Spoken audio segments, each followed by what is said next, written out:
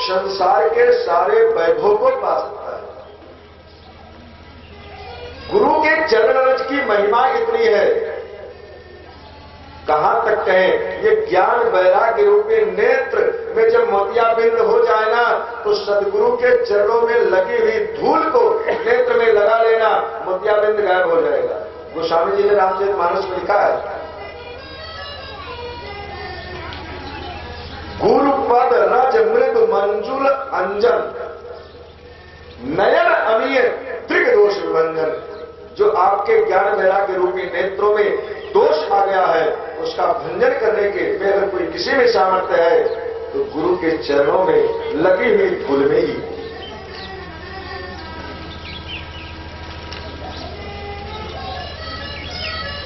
तभी तो मीरा ने गाया है, मोहे लागे लगन गुरु चरण है। गुरु है नहीं, इंद्र के पास में परेशान, बलि ने कब्जा कर लिया।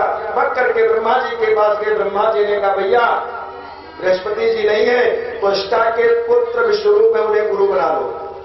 निवेदन क्या है? वैसे तो तैयार नहीं हो रहे थे। विश्वरूप ने कहा, अकंचना नाम विधर्म शिरोम क्षणम, अरे हम तो महाराज किंचन वृत्ति से चिरों छिका करके जीने वाले हैं, क्या करेंगे हम संपत्ति स्थान पद वैभव। निवेदन क्या है? विश्वरूप जी तैयार हुए हैं और फिर देवताओं को नारायण कवच का उपदेश दिया है, जिसके माध्यम से देवताओं ने पुनः स्वर्ग पर विजय प्राप्त की है। लेकिन विश्वरूप का दो कुल था, मातृकुल दैत्य से था, पितृकुल ऋषि का था, तो दोनों कुल को आहुति प्रदान करते थे। इंद्र ने धोखे से विश्वरूप का वध कर दिया, ब्रह्म हत्या लगी। ब्रह्मा जी ने वशिष्ठ जी विश्वामित्र और जो है बृहस्पति जी ने आकर के उस ब्रह्म हत्या से के 4 भाग करके इंद्र को बचा दिया। एक भाग पृथ्वी को दिया, दूसरा भाग वृक्ष को दिया, तीसरा भाग नदी को दिया, चौथा भाग स्त्रियों को दे दिया। छुट्टी मिल गई। लेकिन जिसका लड़का मारा गया वो महाराज संतोष करने वाला है, तो अस्टार स्त्री ने कहा, मेरे पुत्र को धोखे से मारा, इंद्र में बदला लूंगा। और बहुत बड़ी यज्ञ किया और यज्ञ में मंत्र रखा, इंद्र शत्रु विवर्धस्व, इंद्र को मारने वाला पुत्र पैदा हो। लेकिन मंत्र के जप में त्रुटि हो जाने के नाते इंद्र शत्रु विवर्धस्व, एक हर्ष और दीर्घ के उच्चारण में एक शत्रु तो बहुत बलवान पैदा हुआ यज्ञ कुंड से, लेकिन इंद्र के हाथों मारा जाने वाला हो गया।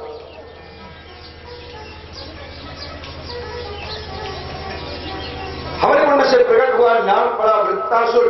पिताजी को प्रणाम किया, पिताजी आदेश। त्वष्टा ने कहा, इंद्र को मार डालो जाकर के, यही मेरी कामना है। चला है युद्ध करने के लिए, बहुत भयंकर युद्ध हुआ है। सारे देवता देवलोक छोड़ करके भग गए, इंद्र भी सामने ना आवे। त्वष्टा के इतना बलवान था। अब तो पहुंचे भगवान ब्रह्मा के पास, ब्रह्मा जी विष्णु के पास लेकर के सबको कैसे वृत्तासुर से जीता जाए। तो महाराज भगवान विष्णु ने कहा, बार बार आपकी सहायता करते करते हम भी सब जो है परेशान हो गए हैं, लेकिन जाओ इस बार उपाय बता दे रहे हैं। दधीच है उनकी अस्थि मिल जाए उसे निवेदन करो, उसी से वृत्तासुर मारा जाएगा, क्योंकि यज्ञ कुंड से पैदा हुआ है, आपके द्वारा मारा नहीं जा सकता जल्दी से। जब तक इसके बराबर का अर्थ से नहीं प्राप्त होगा नहीं मारा जाएगा। इंद्र आए हैं, महाराज दधीच से निवेदन किया है, प्रभु आप अपनी अस्थियों को दे दें। महाराज दधीच ने कहा शरीर भी कोई दान करने वाली चीज है, देवताओं मुंह उठाए चले आए मांगने के लिए। अरे कम से कम मांगने के पहले सोच लिया होता क्या मांग रहे हैं। इंद्र ने कहा ऋषिवर अगर मांगने वाला देने वाले की स्थिति को देख करके मांगेगा तो कभी मांग ही नहीं पाएगा। ये तो देने वाले की कृपा है कि मांगने वाले को दे दे, तो आप तो परम कृपालु हैं, हमें प्रदान करें। महाराज दधीच ने कहा मैं तो देवताओं तुमसे थोड़ा सा उपदेश सुनना चाहता था, उससे शरीर किस काम की है, भला आपके काम ही आ जाए। शरीर किस काम की है? कि गोस्वामी जी ने लिखा बहुत कीमती है। कीमती होते हुए भी शरीर का एक स्वभाव, नाम ही शरीर, शीर्यते इति शरीरम व्याकरण में आया है, प्रति क्षण जो क्षरण की तरफ जा रही वही शरीर है। ये तन कीमती है, ये तन कीमती है, मगर है विलासी, कभी इस तन के भरोसे न रहना। ये तन कीमती है मगर है विलासी, कभी इस तन के भरोसे न रहना। निकल जाएगी छोड़, यारे इसमें जो श्वासा चल रही इसका भी भरोसा मत करना। निकल जाएगी छोड़ काया को दास धन के भरोसे न रहना। शरीर में होने वाली किसी भी क्रिया पे विश्वास मत करना।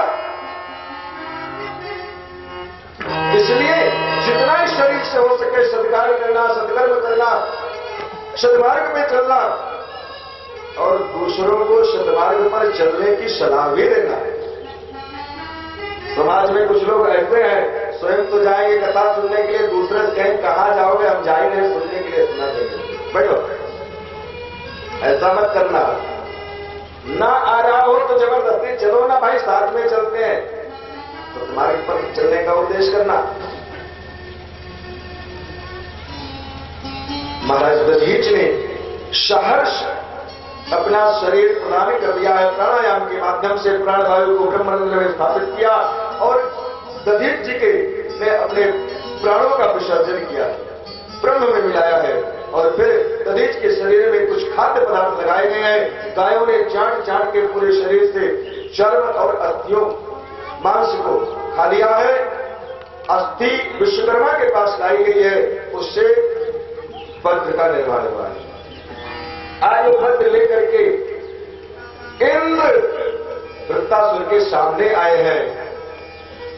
वृत्तासुर ने देखा जब इंद्र को सामने आते हुए हंसा और बोल पड़ा, अरे इंद्र दृष्टया भवान में शमवतोर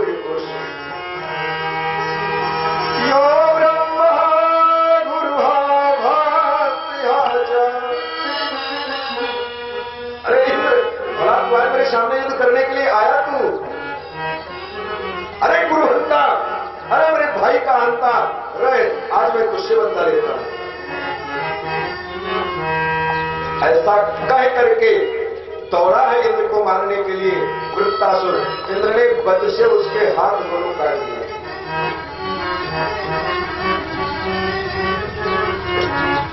और जब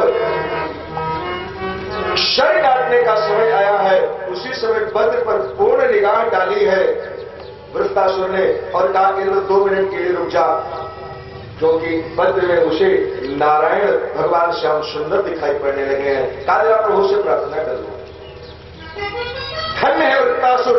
वृत्तासुर ने 4 श्लोकों में धर्म अर्थ काम मोक्ष 4 वरदान मांगे, प्रार्थना की है। पहला मांगा है धर्म क्या मेरा, अहम हरे तो पादैकमूलम दासानुदासो भवितास्मि भूया।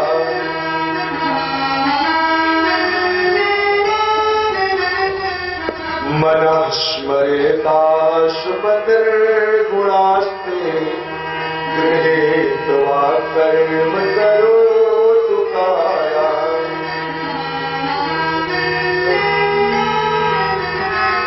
प्रभु मेरा पहला वरदान यह है, मेरा धर्म ये हो, अहम हरे तो पादैक मूलम, प्रभु आपके चरणों में पड़ा रहा। दासानुदासो भवितास में भूया, इतनी भी मेरे ऊपर कृपा ना हो, आपके दासानुदासो उनके चरणों में पड़ा रहूं। लेकिन फिर भी प्रभु मना स्मृतेताम सुपते गुणास्ते, हे प्रभु ये मन आपका स्मरण करता रहे और गृहीत वाक कर्म करे उन काया, और इस काया से एक ही धर्म हो कि आपकी सेवा होती है, यही धर्म से अर्थ मांगा। न नाग पृष्ठम न च पारमेष्ठ्यम न सार्वभौमं न रसाधिपत्यम न योग सिद्धिं न पुनर्भवम् समंजसत्वाभिरहीयकांक्षे। हे प्रभु एक ही प्रार्थना है कि न नाग पृष्ठ, न नागलोक चाहिए, न स्वर्ग चाहिए, न रसाधिपत्य चाहिए, हमें और कुछ नहीं चाहिए संपत्ति वैभव, एक ही संपत्ति चाहिए, समंजसत्वाम विरहय्य कांक्षे। हे प्रभु आपके विरह में मैं व्याकुल रहा करूं, यही एक धन दे दो, अपना विरह रूपी धन प्रदान कर दो। धन्य है वृत्तासुर। तीसरी बात मांगता है, कामना क्या है प्रभु हमारी, तो मानो लग रहा है उसके सामने नारायण खड़े हैं, कन्हैया खड़े हो, ऐसी बात कर रहा है। कहता है प्रभु अजात पक्षायुव मातरंगरा स्तन्यं यथावत्सुतरा सुधारता प्रियो प्रियो विशुतो विशुणा मनोरविंदाक्ष प्रदीक्ष मेवाम। हे सरदार, हे नारायण यही कामना है। मनोरविंदाक्ष त्वाम प्रदीक्षे दृष्टुम इच्छा प्रदीक्षा, मेरे ये नेत्र केवल आपको देखते रहे, आपके आने की प्रतीक्षा करते रहे केवल। कैसे? पहला उदाहरण दिया, अजात पक्षा यो मात्रम खका, जैसे पक्षी के छोटे छोटे बच्चे घोंसले में अभी पंख नहीं लगा हुआ है, उनको आया है और घोंसले में बैठे, मां सुबह चारा लेने के लिए चली जाती है, शाम को आने का समय हुआ पक्षियों का, तो छोटे छोटे बच्चे जैसे चू चू करते मां के आने की प्रतीक्षा, प्रभु मैं वैसे प्रतीक्षा करूंगा किया। भगवान ने कहा मां आ जाएगी, फिर कहां याद करोगे, ये तो स्वार्थ का भजन हो गया। दूसरा उदाहरण देता प्रभु, स्तन्यम यथा वत्स सुधारता, जैसे गाय का छोटा सा बछड़ा है और गाय चली जाती है जंगल चरने के लिए, तो शाम के समय जैसे बछड़ा लालायित होता है मां के आने पर, खूब आवाज करता है, जो हृदय में व्याकुलता होती है, प्रभु वही व्याकुलता हो मेरी भी। भगवान ने कहा वृत्तासुर मां आ जाएगी, चकाचक दूध पिला देगी, फिर तू मुझे भूल जाएगा। कौन याद करता पेट भरने के बाद? तीसरी बात कही प्रभु, तब तो एक निवेदन है, प्रियम प्रिययो विशुद्धम विषणा। जैसे एक प्रियतमा अपने प्रियतम के आने की प्रतीक्षा करती है, वैसे एक गांव की कन्या जो अनपढ़ थी, एकदम जवान, उसका विवाह हो जाता है। ससुराल गई, बहुत कम समय में ही पति से इतना प्रेम हो गया, इतना प्रेम हो गया कि एक क्षण के लिए भी पति को न छोड़ना चाहिए। कुछ दिनों बाद पति ने कहा, देवी घर में बैठा रहूंगा तो आमदनी कहां से होगी, हम शहर जाते हैं कुछ कमाने के लिए, स्वामी जी कब लौटेंगे? उसके पति ने कहा 10 दिन में आ जाऊंगा। पूछती है 10 दिन कितने होते हैं? इतना भी नहीं पता उसे 10 दिन कितने होते हैं, लेकिन अपने पति से बहुत प्रेम है। कैसे समझाए बेचारा? दीवार पे 10 रेखाएं खींच दी और कहा, देवी आज मैं जा रहा हूं, कल प्रातः काल उठना, एक रेखा मिटा देना, रोज सुबह उठ के रेखा मिटाती जाना, जिस दिन आखिरी रेखा मिट जाएगी उसी दिन आ जाऊंगा। एक एक करके वो रेखाओं को मिटाती है और वो आखिरी क्षण जब आया, क्या व्याकुलता है पति को प्राप्त करने की, प्रियतम को पाने की। आखिरी लाइन मिटाई जिस दिन घर में जाती है, अगर दरवाजे पर पत्ता भी खटकता है तो लगता है स्वामी जी आगे दौड़ के बाहर आती है, फिर चली जाती है भीतर, कुछ काम करती रहती है। जानवर कोई दौड़ के गया, कमरे में भी दौड़ के दरवाजे पहुंचती है, मेरी स्वामी आ गई। किसी भी कार्य को कर रही है, जरा से भी आहट मिलती है तो अपने स्वामी के आने का ही आहट उसे सुनाई देता है। वृत्तासुर कह रहा, प्रभु प्रियम प्रियो व्यसुतम विषया, जैसे वो प्रियतमा अपने प्रियतम के लिए व्याकुल है प्रतिक्षण, ऐसे ही मनोरंता चित्रिक्षितवाम, हे प्रभु मेरे नेत्र आपके दर्शन की प्रतीक्षा करते हैं। भगवान बहुत प्रसन्न हुए और कहा, प्रभु चौथी बात, मोक्ष मुझे चाहिए, लेकिन ऐसा वैसा मोक्ष नहीं चाहिए। क्या चाहिए? ममोत्तम श्लोक जने सुसख्यम संसार चक्रे भ्रमता सकर्मि त्वन्माया मजदार गे स्वाक्तश्चित्तस्य ननाथ भूया। ममोत्तम श्लोक जनेषु सख्यम संसार चक्रे भ्रमता स्वकर्मभि, अपने कर्म के आधार पर इस संसार में आऊं जरूर, जन्म लूं, लेकिन आसक्ति कहां हो? मेरी आसक्ति आपके जो भक्त हैं, तन्मायात्मज दार्गे, जो स्वयं को समझ चुके हैं, ऐसे महात्मा के चरणों में मेरी अनुरक्ति बनी रहे, बार बार जन्म हो, लेकिन आपके दासों का दास दासानुदास बना उनके चरणों में पड़ा रहूं, यही मोक्ष हो जाएगा। भक्तों के चरणों में पड़ा रहना ही सबसे बड़ा मोक्ष है। आज वृत्तासुर की गई ये 4 श्लोकों की स्तुति मंदिरों में महात्मा लोग और सब बहुत प्यार से प्रार्थना करते हैं, तो यही गति देना है। और फिर वृत्तासुर के अंदर आसुरी प्रवृत्ति आई है, ललकारा है वृत्तासुर ने, और इंद्र ने प्रहार करना चाहा है वज्र से परीक्षित।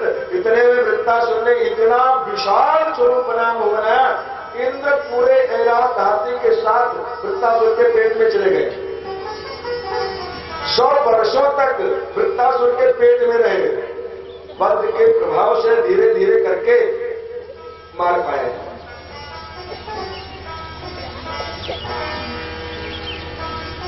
ये थे। अब तो फिर वृत्तासुर को मारने के बाद भी ब्रह्म हत्या लगी, तो जाकर के ब्रह्म सरोवर में स्नान किया है इंद्र ने, और इस ब्रह्म हत्या से छुटकारा मिला। आचार्य सुखदेव कहते हैं, राजन ये प्रभाव है भगवान के नाम की महिमा का, कि उसे युद्ध भूमि में भी भगवान याद रहे। महाराज परीक्षित ने पूछा सरकार ये थे कौन? तब बतलाया है ये चित्रकेतु नाम के राजा थे। एक बार की बात, इनके 60,000 रानियां थी, लेकिन किसी को कोई संतान ना थी। भगवत कृपा से संतान की प्राप्ति हुई है और तुरंत ही इनकी मृत्यु हो जाती है। नारद जी अगस्त ऋषि के साथ में आए हैं, समझाया है उस बालक को बुला करके, जीव को बुलाया है, समझाया है। कोई किसी का पिता नहीं, पता नहीं कितनी बार इस संसार में आए गए हैं, तो किसी के आने जाने मरने से कोई दुख सुख करके होती नहीं होनी चाहिए। और फिर संकर्षण देव की उपासना बताए हैं। यही चित्रकेतु एक दिन संकर्षण देव के द्वारा प्राप्त विमान पाकर के विहार करता हुआ कैलाश के क्षेत्र में गया है, विकावन में, जहां मां पार्वती को भगवान भोलेनाथ की गोद में बैठा देखा, उपहास कर दिया है। मां अम्बा ने श्राप दिया, जा राक्षस हो जा, प्रार्थना की है। मां श्राप स्वीकार करने में कोई परेशानी नहीं, लेकिन जब अंतिम समय आवे तो प्रभु का स्मरण बना रहे, मां ने आशीर्वाद दिया जाता था। तो वही चित्रकेतु वृत्तासुर बना है, आज इसका उद्धार हुआ है। एक दिन की बात,